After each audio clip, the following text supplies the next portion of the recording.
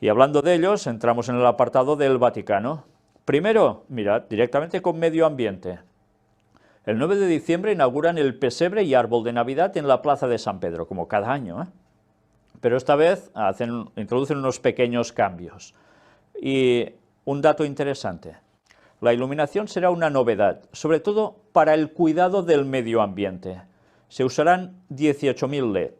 En la mañana del 9 de diciembre, las delegaciones de Trento y Malta, junto a algunos niños que han realizado las esferas, serán recibidos por el Santo Padre en la audiencia para la presentación oficial de los regalos.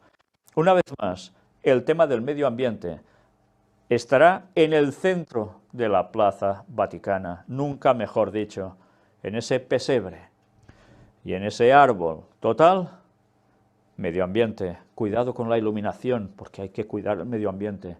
Claro, son los primeros en promocionarlo. Una vez más, van marcando pautas para que todos sigan lo que ellos al final, tan sutilmente, van a terminar imponiendo. Un libro también ha aparecido, lo que decía Bergoglio antes de ser papa. Presentan el libro En tus ojos está mi palabra. Son homilías y discursos de Buenos Aires del año 1999, no al 20.013 como pone aquí, porque ya duraría mucho, sino al 2013. Y evidentemente, ya se sabe, más propaganda, cuestiones de jesuitas, como veis aquí, con el nuevo general de la orden, y aparece esto. Y respondiendo al padre Spadaro, el Papa Francisco explica que la homilía siempre es política, porque se hace en la polis, en la ciudad, porque se refiere a la construcción de la civilización. Incluso en el confesionario, cuando se da la absolución, se construye, mirad qué frase, qué tres palabras que tanto estamos oyendo, se construye el bien común. Una vez más, vemos que todo va destinado a lo mismo. Todo lo que tenga que ver con ellos es para el bien común. Todo lo contrario ya no es para el bien común, por tanto sería para el mal común. Pues esos que irán para el mal común según ellos, porque no irán en sus directrices, tendrán un grave problema, ya que, ya veis, todo el pensamiento del mundo irá en consonancia con ellos. Es lo que están haciendo, lo están trabajando a la perfección. Pero una vez más, cuestión política. Se insta a los católicos a ponerse en política de lleno.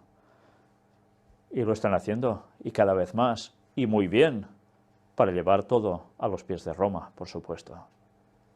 Líder moral, el jubileo de los sin techo en Roma para poner la caridad en el centro.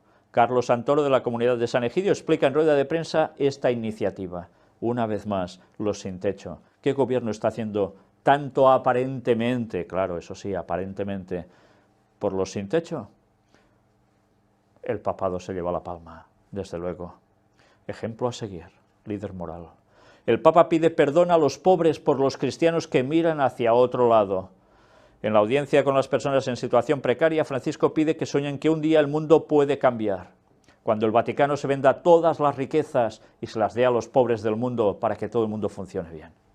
No, eso me lo invento yo, evidentemente no va a ser así. Qué fácil es decir ciertas frases para quedar súper bien y quedarse solo con eso. Qué lástima. Y tantos tragándose el gran engaño. Francisco al periódico La República. Construir puentes para disminuir las desigualdades.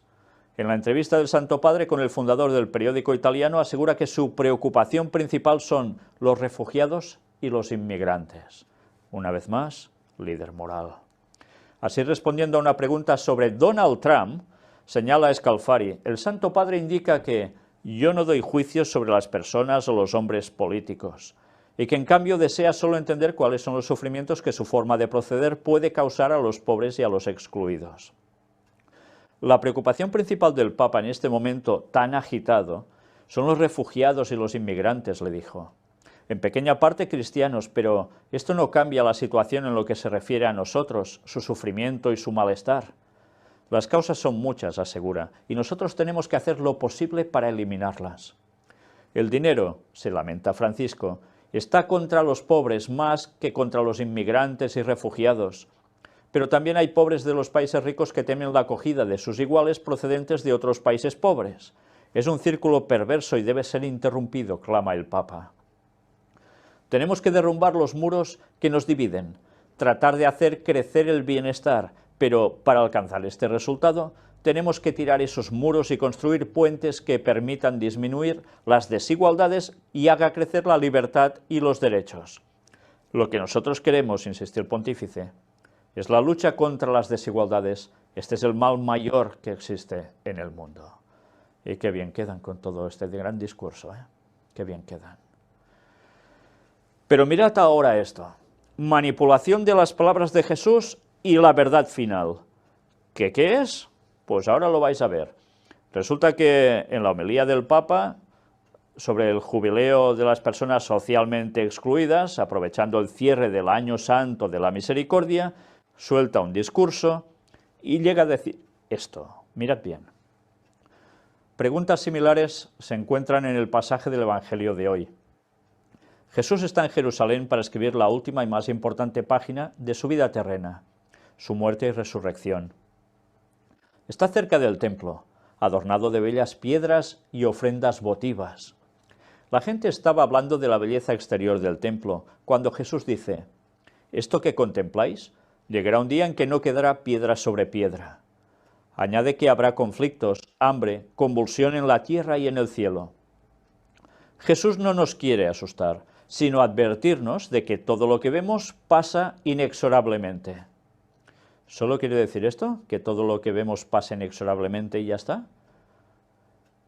¿O estaba haciendo hincapié en la profecía señalando que hay una serie de cuestiones que debían acontecer para cimentar su fe, para que se prepararan antes para ese evento, para que no les cogiese por sorpresa, y que finalmente también había unas señales que mezcló con estas sobre la destrucción del templo de Jerusalén, que eran ya especialmente para el fin de los tiempos antes de su regreso?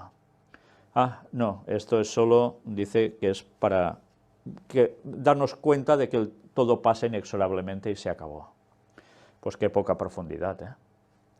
Incluso los reinos más poderosos, dice él, los edificios más sagrados y las cosas más estables del mundo no duran para siempre, tarde o temprano caerán. Eso es evidente, pero esto no es lo que hacía solo referencia a Jesús. Ante estas afirmaciones, la gente inmediatamente plantea dos preguntas al maestro. ¿Cuándo va a ser eso? ¿Y cuál será la señal de que todo esto está para suceder? ¿Cuándo y cuál? Siempre nos mueve la curiosidad. Se quiere saber cuándo y recibir señales. Pero esta curiosidad a Jesús no le gusta. Por el contrario, Él nos insta a no dejarnos engañar por los predicadores apocalípticos. El que sigue a Jesús no hace caso a los profetas de desgracias, a la frivolidad de los horóscopos, a las predicaciones y a las predicciones que generan temores, distrayendo la atención de lo que sí importa. ¿Os dais cuenta de lo que está diciendo? Es increíble con qué desfachatez es capaz de mezcla la frivolidad de los horóscopos, espiritismo en definitiva, no solo es frivolidad, ¿con qué? Con profetas, dice, de desgracias, que predican predicciones de grandes temores, dice. O sea, que para él la Biblia, o Jesús mismo, era todo eso. Sí, bueno, menos los horóscopos, todo se lo puedes aplicar a Jesús, porque Jesús habló mucho de amor y sanó a mucha gente y dio un gran mensaje, pero decía que iban a pasar todas estas cosas, grandes desgracias. ¿Pero qué quiere oír la gente? Paz, paz. Y no hay paz, dice el texto. Y esos son los predicadores, sobre todo de los últimos tiempos, por parte de ellos, que dirán paz, y no va a haber paz, todo lo contrario. Pero la gente quiere oír esto, como cuando pasaba en el Antiguo Testamento, cuando los profetas decían lo que había y no querían oírlo, querían oír otras sintonías, pero no la verdad, porque sabían que con la verdad les llegaba al corazón, les advertía y debían cambiar, y no querían. Y ahora pasa exactamente lo mismo. Pues ya veis qué facilidad de manipulación en las palabras del Papa. No hagáis caso, según él, si alguien anuncia cosas distintas a lo que ellos dicen. Entre las muchas voces que se oyen, el Señor nos invita a distinguir lo que viene de Él y lo que viene del falso espíritu. Pues parece ser que al Señor lo tienen muy poco, porque por lo que dice no se enteran, ¿eh? Es importante distinguir la llamada llena de sabiduría que Dios nos dirige cada día del clamor de los que utilizan el nombre de Dios para asustar, alimentar divisiones y temores. Y eso es lo que muchos dicen, es que hablar de profecías asusta. Además, hablar de la doctrina causa divisiones, por eso no hay que predicar a los demás. Y además genera temores, o alimenta temores. Claro, si dices todo eso vas contra el ecumenismo, si dices la verdad de la palabra de Dios, pues es todo lo contrario a lo que ellos están fomentando aquí. ¡Qué poca vergüenza! Quizás les sería mejor agarrar la Biblia y empezar a arrancar las hojas de profecías, arrancar las hojas que tienen que ver con las cosas que han acontecido, las que deben acontecer, incluso las mismas palabras de Jesús, no hace falta ir a otros apóstoles y profetas, y toda la cuestión que tiene que ver con ecumenismos y demás, raca, hoja fuera, hoja fuera. Al final les quedan 4 hojillas en la Biblia prácticamente, ¿eh? ¿Es eso lo que quieren? Y además, resulta que de lo que les quede, también todos son mitos, son enseñanzas y no es una realidad. Apaga y vámonos, ¿eh? Qué poca vergüenza. Y lo peor es que tanta gente se lo cree. ¿Pero os dais cuenta que se están diciendo algo sobre esto por algo es? Porque el mensaje de Dios se está moviendo y empieza a molestar, pues aún molestará más, porque el mensaje de Dios les va a vencer. Pero aún han dicho más, mirad esto. Hoy, queridos hermanos y hermanas, es vuestro jubileo, y con vuestra presencia nos ayudáis a sintonizar con Dios para ver lo que Él ve. Él no se queda en las apariencias, sino que pone sus ojos en el humilde y abatido, en tantos pobres Lázaros de hoy. Cuánto mal nos hace fingir que no nos damos cuenta de Lázaro, que es excluido y rechazado. Es darle la espalda a Dios, es darle la espalda a Dios, cuando el interés se centra en las cosas que hay que producir, en lugar de las personas que hay que amar. Estamos ante un síntoma de esclerosis espiritual. Así nace la trágica contradicción de nuestra época. Cuanto más aumenta el progreso y las posibilidades, lo cual es bueno, tanto más aumentan las personas que no pueden acceder a ello. Es una gran injusticia que nos tiene que preocupar, mucho más que el saber cuándo y cómo será el fin del mundo. Porque no se puede estar tranquilo en casa mientras Lázaro yace postrado a la puerta. No hay paz en la casa del que está bien cuando falta justicia en la casa de todos. ¿Y qué tiene que ver una cosa con la otra? ¿No pueden ir las dos cosas juntas? ¿Es que necesariamente si nos preocupamos de saber cuándo y cómo será el fin del mundo, no podemos preocuparnos de ayudar también a los demás? ¿En qué cabeza cabe esto? Si alguien se preocupa solo por la cuestión profética y olvida al prójimo, tiene un grave problema como cristiano, pero desasociar y coger solo la otra parte también. En definitiva, el Papa está tergiversando la palabra de Dios, y más claro no puede ser. Y yo tampoco, porque es evidente que está contradiciendo el mensaje de Dios. En fin, una vez más se denota qué espíritu guía al Vaticano. Pero una vez más también, pensar en cómo será el fin del mundo y cuándo, no, esto no. Me suena el día y la hora nadie sabe y ya está, lo mismo. Lo dicen en el Vaticano, lo dicen en las iglesias adventistas, lo dicen tantos protestantes, lo dicen tantos católicos, lo dicen tantos y tantos que están equivocados, por desgracia, y muchos porque quieren estarlo. Pero lo curioso es que todos coinciden en lo mismo. Vaya contradicción con la palabra de Dios. Ecumenismo. Francisco recuerda que la unidad de los cristianos es una exigencia esencial de nuestra fe.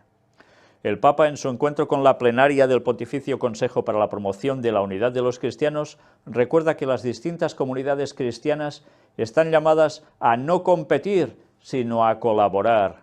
¿Qué quiere decir? Que no puedes predicar a los demás, lo que ellos llaman proselitismo. Hay que acoplarse unos con otros y ya está, ir al ecumenismo. Todo lo demás no importa. Finalmente, el Santo Padre ha señalado que la unidad no es absorción. La unidad de los cristianos, ha explicado, no conlleva un ecumenismo en marcha atrás, por lo que alguno debería renegar de la propia historia de fe, ni tampoco tolera el proselitismo, que es un veneno para el camino ecuménico. ¡Qué poca vergüenza! Evidentemente para ellos predicar a los demás es un veneno, porque es denunciar que el ecumenismo estaba profetizado y que sería una cosa precisamente satánica y no de Dios, que se va a producir, por supuesto, porque se va a producir, pero para nada es todo lo que ellos dicen. Imaginaos, predicas al otro, dices las cosas claras, denuncias el ecumenismo, en consecuencia, ¿qué sucede? Que vas totalmente mal,